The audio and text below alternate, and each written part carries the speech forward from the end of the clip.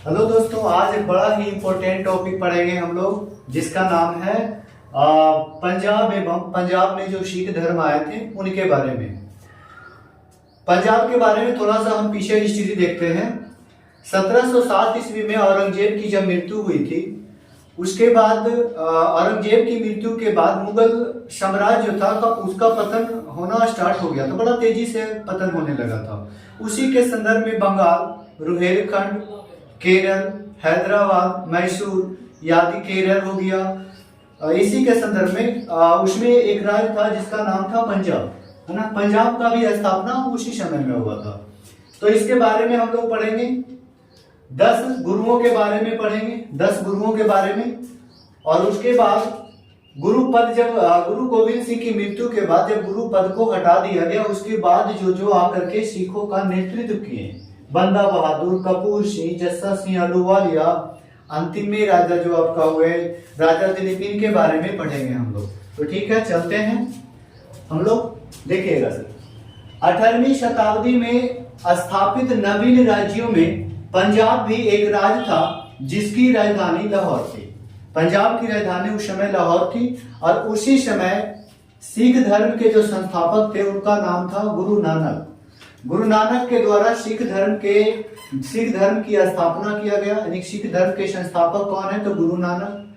गुरु का पंगत और संगत दोनों व्यवस्था गुरु नानक के द्वारा स्टार्ट किया गया था। पंगत में बैठ करके लंगर की व्यवस्था थी। पंगत के द्वारा आपको लंगर मिलता था, खाने का व्यवस्था किया जाता था। और संगत जो था, इसमें धर्मशाला की व्यवस्था की गई थी, जिसमें गुरु के द्वारा दिया जाने वाला जो दीक्षा था, शिक्षा वगैरह जो दिया जाता था, वो धर्मशाला वगैरह में। तो यहाँ पे ध्यान देना है। और अकबर हुमायूं के समकालीन थे। क्वेश्चन आप लोग से कभी भी पेपर वगैरह में हमेशा ऐसा पूछते रहता है कि गुरु नानक किसके समकालीन थे? तो अकबर और हुमायूं के समकालीन थे। दूसरे सिख गुरु के बारे में बात करते हैं। दूसरे सिख गुरु हुए आपका गुरु अंगद। गुरु अंगद का प्रारंभिक नाम लहना था। गुरु अंगद के द्वारा लंगर व्यवस्था को अस्थायी कर दिया गया। जो व्यवस्था गुरु नानक के द्वारा चलाया गया था, गुरु लंगर की व्यवस्था जो चलाया गया था, इसको अस्थायी किसने बनाया? तो अस्थायी बनाया गया गुरु अंगद के द्वारा। गुरु अंगद के द्वारा एक कार्य और से याद रखिएगा, गुरुमुखी लिपि के आविष्कारक भी माना जाता है गुरु अंगद को। तो यहाँ पे ध्यान देना है, गुरुमुखी लिपि के आविष्कारक कौन है? तो गुरु अंगद है। तो ये 3 पॉइंट याद रखना है गुरु अंगद के बारे में। पहला पॉइंट, इनका प्रारंभिक नाम लहना था। गुरु लंगर की व्यवस्था को इन्होंने अस्थायी कर दिया। और गुरुमुखी लिपि का आविष्कारक भी है गुरु अंगद, जो दूसरे सिख गुरु हैं। तीसरे सिख गुरु हुए अमरदास। तीसरे सिख गुरु आपका है अमरदास। इनके बारे में ध्यान रखना है कि विवाह की पद्धति, है ना, हिंदुओं से अलग एक विवाह की पद्धति थी जिसका नाम था लवन। यानी कि लवन पद्धति को किसने प्रचलित किया? तो गुरु अमरदास के द्वारा प्रचलित किया गया। सती प्रथा का विरोध किस सिख गुरु ने किया? तो गुरु अमरदास। तो अमरदास के बारे में ये दोनों पॉइंट याद रखना है। पहला पॉइंट कि अमरदास कैसे सिख गुरु हुए? तो तीसरे सिख गुरु हुए। और विवाह की पद्धति लवन पद्धति को प्रचलित किए। और सती प्रथा का विरोध भी किया गया गुरु अमरदास के द्वारा। चौथे सिख गुरु के बारे में देखेंगे। चौथे सिख गुरु का नाम है अमरदास, गुरु अमरदास। गुरु अमरदास की बीवी का जो नाम था, उनका नाम था बीबी भानी। बीबी भानी को अकबर ने 500 बीघा भूमि जमीन दान में दी थी। इसलिए कहा जाता है कि अकबर का जो मैत्री संबंध रहा है, सबसे अच्छा मैत्री संबंध किस सिख गुरु के साथ रहा? तो आपका हो जाएगा ये गुरु रामदास के द्वारा। इसी जमीन पे 500 बीघा जो जमीन था, इसी जमीन पे अमृतसर जलाशय और अमृतसर नामक नगर का स्थापना किया गया गुरु रामदास के द्वारा। और इन्होंने क्या किया? गुरु पद को पैतृक बना दिया।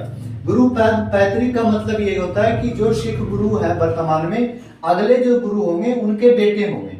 इस तरह से गुरु पद को पैतृक किसने बनाया? तो गुरु रामदास ने। 5वें सिख गुरु अर्जुन देव हुए, जो रामदास के तीसरे पुत्र थे, है ना। आदि ग्रंथ का संकलन किया गया 1604 ईस्वी में। दूसरा पॉइंट है अमृतसर जलाशय के मध्य हरमंदिर साहब का निर्माण किया गया।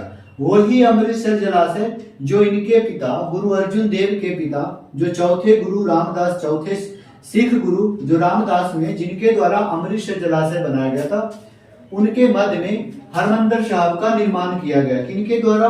अर्जुन देव के द्वारा, गुरु अर्जुन देव के द्वारा। जहांगीर ने 1606 ईस्वी में हत्या करवा दी थी। तो याद रखना है कि गुरु अर्जुन देव की हत्या किसने किया? तो जहांगीर देव के द्वारा करवा दिया गया था 1606 ईस्वी में। गुरु हरगोविंद के बारे में देखते हैं। गुरु हरगोविंद के बारे में पहला पॉइंट है कि सिखों को लड़ाकू कौम में बदला गया।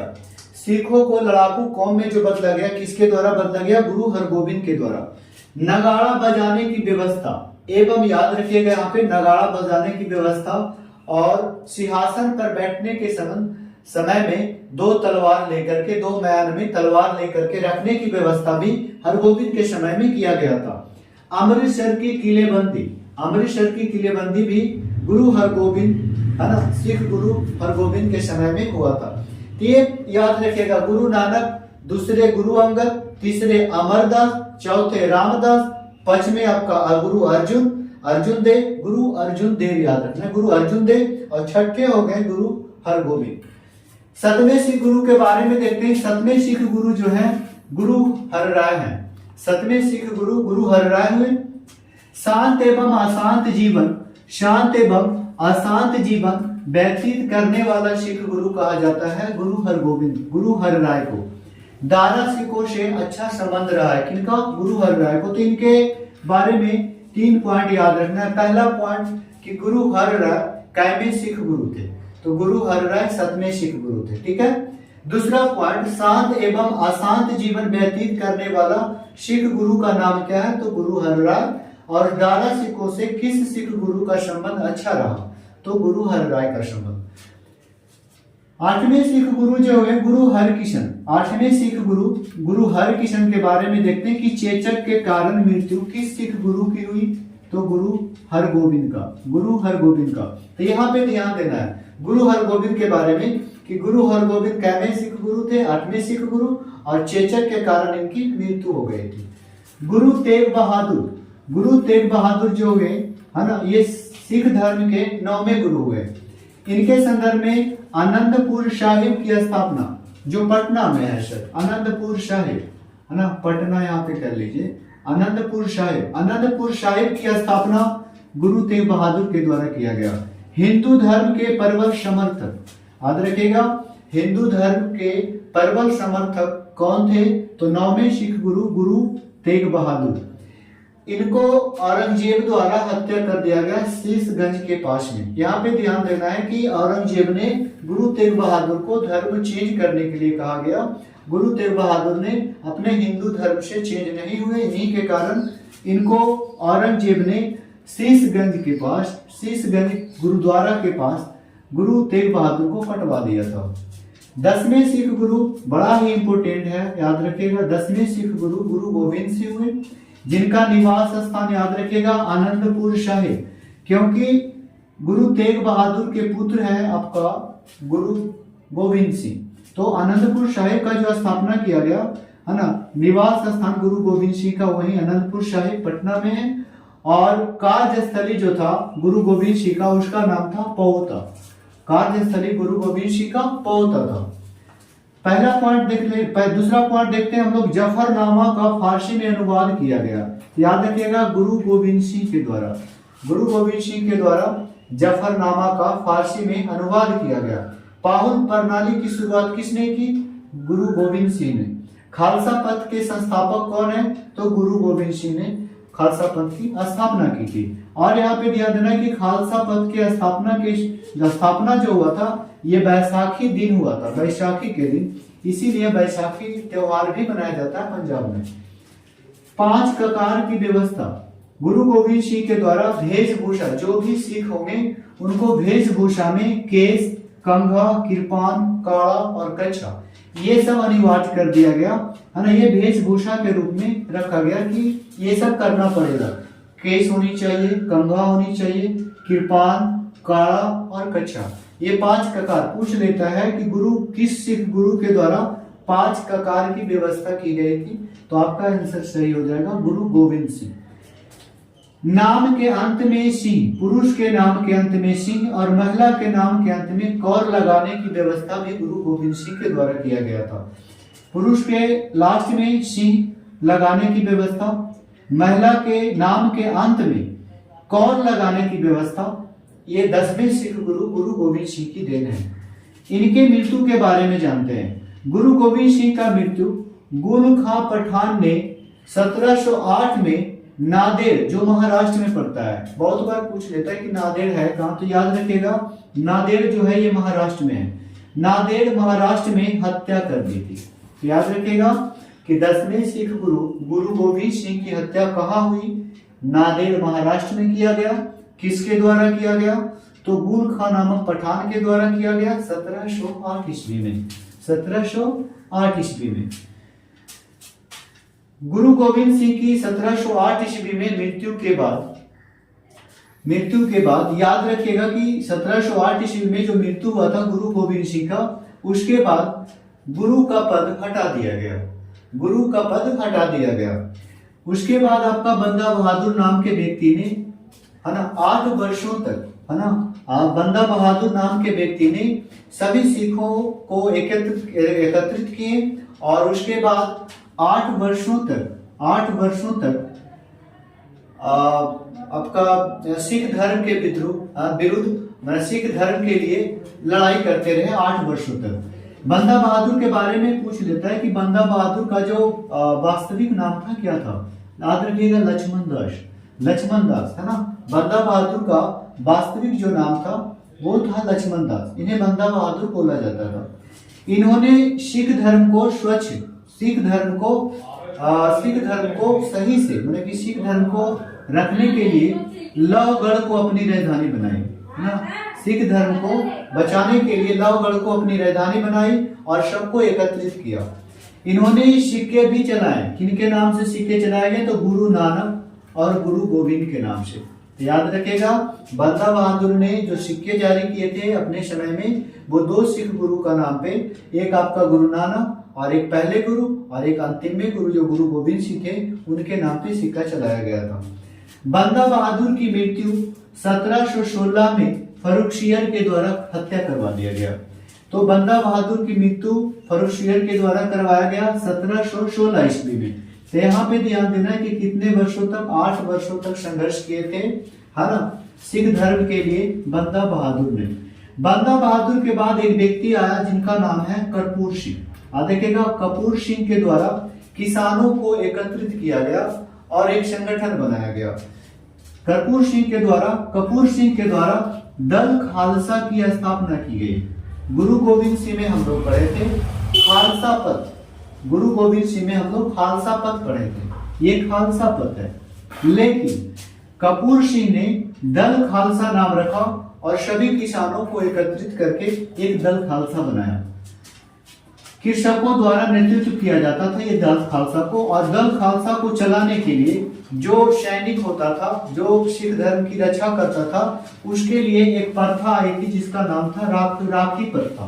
राखी प्रथा को स्टार्ट किया गया था और राखी प्रथा के द्वारा सभी किसानों से 1/5 जितनी उपज होती थी उसका 1/5, है ना, 1/5 हिस्सा दल खालसा के लिए दिया जाता था ताकि सुरक्षित रह सके, है ना। इसके लिए कर्पूर सिंह, याद रखिएगा, कपूर सिंह की मृत्यु के बाद जस्सा सिंह अहलुवालिया ने दल खालसा को संभाला।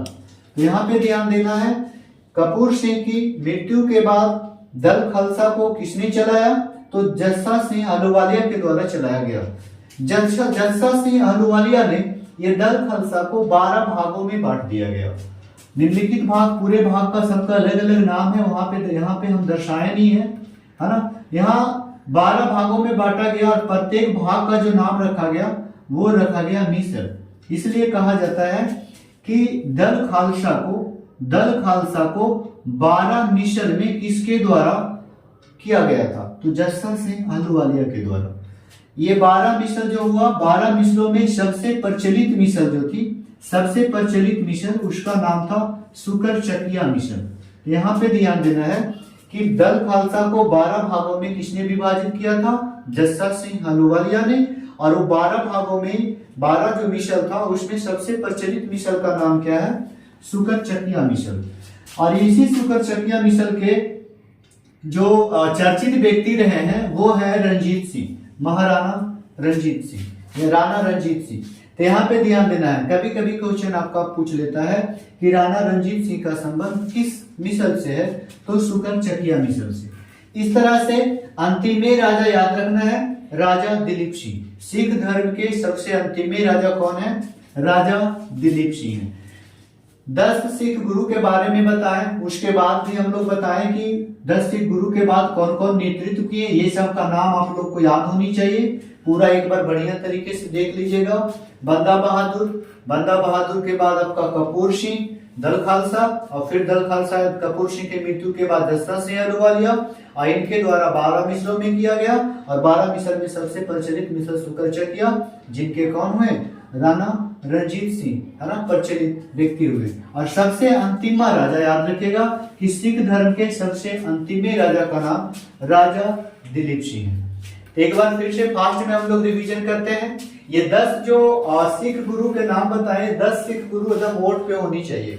पूरा जितने भी 10 सिख गुरु हैं, 10 सिख गुरु का नाम पहली बार 8 में कौन है? हरकिशन है।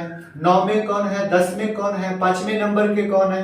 ये पेपर में हमेशा पूछा जाता है। उसके बाद आप लोग जितने भी सिख गुरु के द्वारा जो इम्पोर्टेंट कार्य किया गया, जो स्थापना किया गया, टोटल मैंने लिख दिया है ना। और इसको बढ़िया तरीके से आप लोग नोट कर करके याद कर जाइए। जो इम्पोर्टेंट क्वेश्चन बन रहा था वो बना दिए।